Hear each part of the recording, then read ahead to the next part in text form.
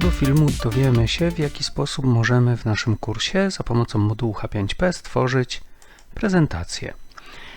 Mamy tutaj przykład takiej prezentacji bardzo prostej, składającej się z kilku slajdów tak naprawdę.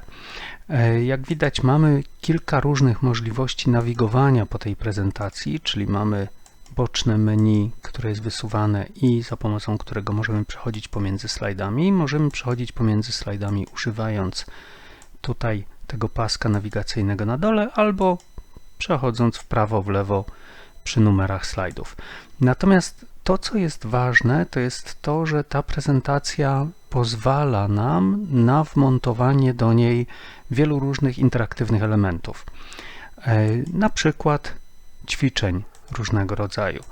Czyli jest to dużo więcej niż gdybyśmy na przykład wstawili prezentację wygenerowaną z programu PowerPoint, czy jakąś podobną, choćby w formacie PDF.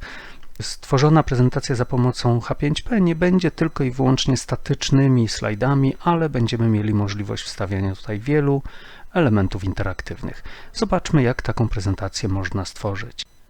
Zaczynamy od tego, że w banku zawartości H5P wyszukujemy element Course Presentation i możemy już zacząć tworzyć naszą prezentację. Oczywiście musimy wprowadzić tytuł naszej prezentacji i na dole mamy pierwszy slajd. Jak widać, slajd jest całkowicie pusty. Jeżeli chcemy w jakiś sposób te nasze slajdy upiększyć, to najlepiej jest stworzyć sobie grafikę w jakimkolwiek programie graficznym albo nawet w programie PowerPoint i zapisać slajdy z programu PowerPoint w formacie JPG, czyli w formacie zwykłego pliku graficznego. I wtedy można takie slajdy wstawić jako tło tutaj graficzne do naszej prezentacji H5P. Klikamy tło slajdu. Możemy wybrać, czy chcemy wstawić tło, które będzie widoczne na wszystkich slajdach, czyli jako szablon, czy też chodzi nam o tło, które będzie tylko i wyłącznie na tym slajdzie. Wstawmy szablon, który będzie obowiązywał w całej prezentacji. Jak widać, to tło może być po prostu kolorem albo fotografią w tle. I wybieramy zdjęcie w tle, klikamy dodaj i możemy sobie przeszukać wtedy nasz komputer i odnaleźć grafikę, którą chcemy wykorzystać jako tło i ją załadować. I to tak naprawdę wystarczy. W tym momencie, jeśli będziemy dodawać kolejne slajdy do naszej prezentacji, dzięki temu, że to tło dodaliśmy jako szablon, ono już teraz na każdym slajdzie będzie powtórzone.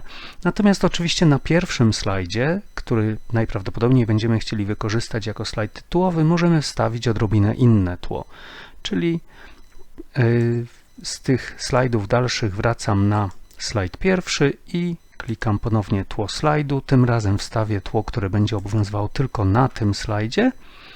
Również zdjęcie w tle, dodaj i wybieram tło, które przygotowałem sobie jako plik graficzny do slajdu tytułowego. I w ten sposób będzie wyglądał mój slajd tytułowy. Oczywiście za chwilkę dodam do niego jeszcze sam tytuł, a tak będą wyglądały wszystkie kolejne slajdy. Żeby wstawić dowolny tekst, czyli na przykład tytuł, korzystamy z narzędzia wstawiania tekstu.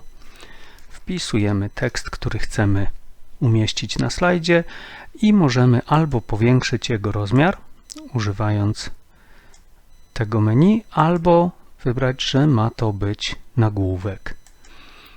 I po zapisaniu zmian, czyli klikamy gotowe i nasz tekst się pojawił na środku naszego slajdu, więc go sobie przesuwamy w odpowiednie miejsce, ustawiamy tak jak chcemy i jeżeli się okaże, że jest za mały, to oczywiście możemy edytować ten tekst i na przykład zmienić jego wielkość do 300%. Można oczywiście też zmienić kolor czy to tekstu, czy tła tego tekstu. Nie ma tutaj zbyt dużo możliwości formatowania tekstu, ale te podstawowe, jak widać, są dostępne. I klikamy gotowe.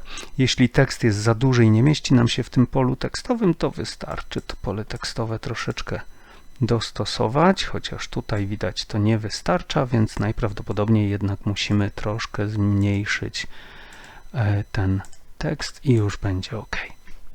Kiedy już mamy gotowy slajd tytułowy, przechodzimy do slajdu drugiego i ponownie możemy wstawić jakiś tekst, ewentualnie go trochę powiększyć i klikamy gotowe, sprawdzamy jak to wygląda, dopasowujemy, jeśli się okaże, że można go jeszcze trochę powiększyć, to powracamy do edycji i kiedy już będzie wyglądało tak jak należy, mamy gotowy pierwszy slajd. Przechodzimy do kolejnego, wklejamy znowu tekst, ale tym razem zobaczymy jeszcze inną funkcję, umieszczanie na slajdzie dodatkowych informacji, na przykład jako linku do zewnętrznej strony internetowej.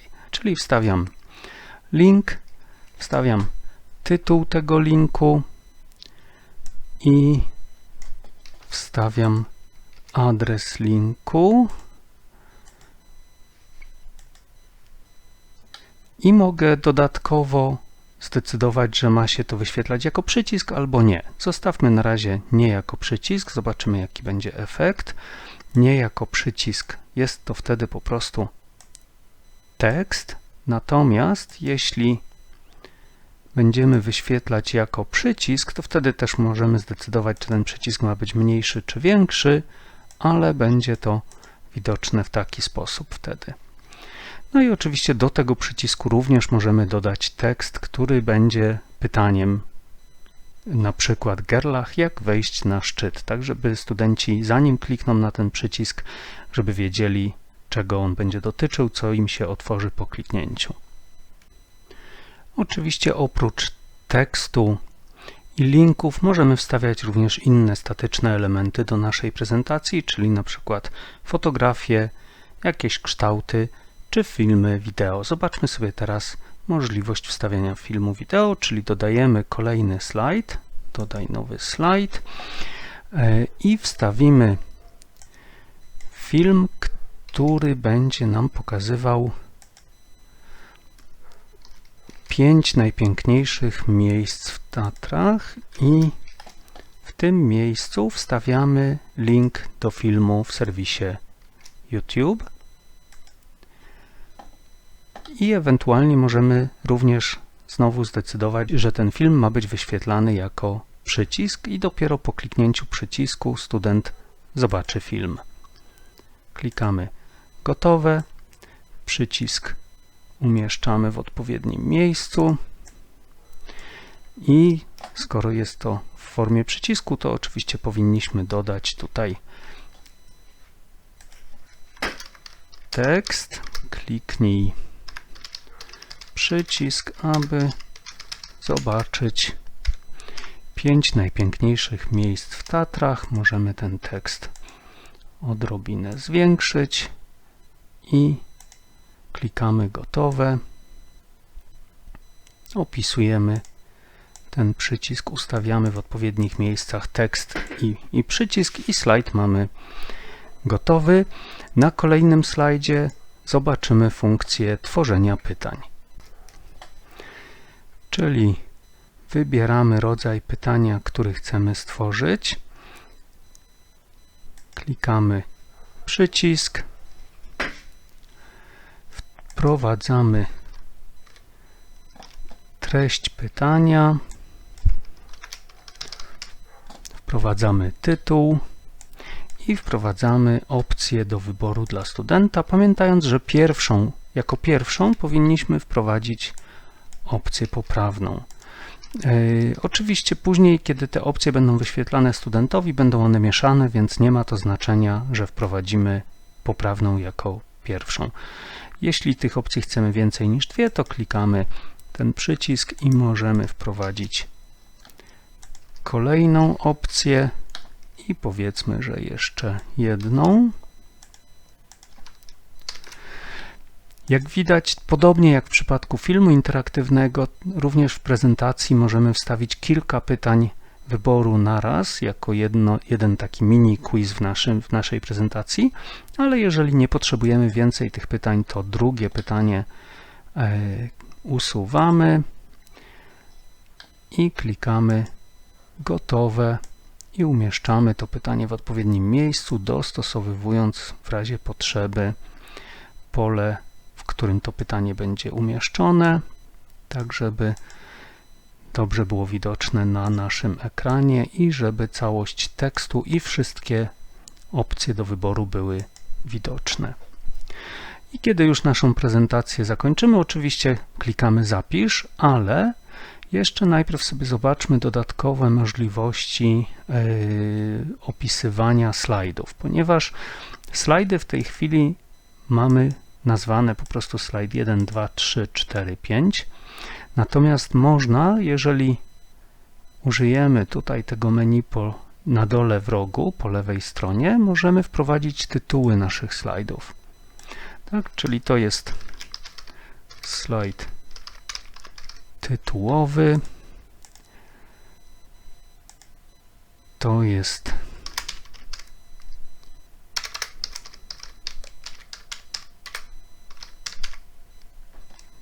tytuł drugiego slajdu, to jest tytuł trzeciego slajdu,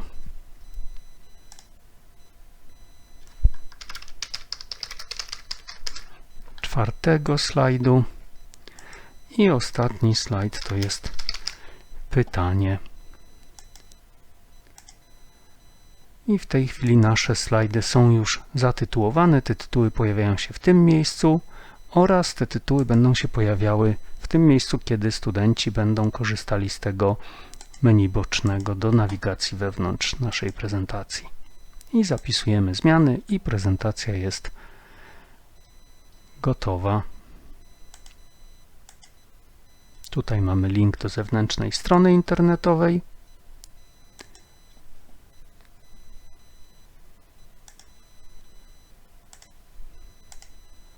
Tutaj mamy film.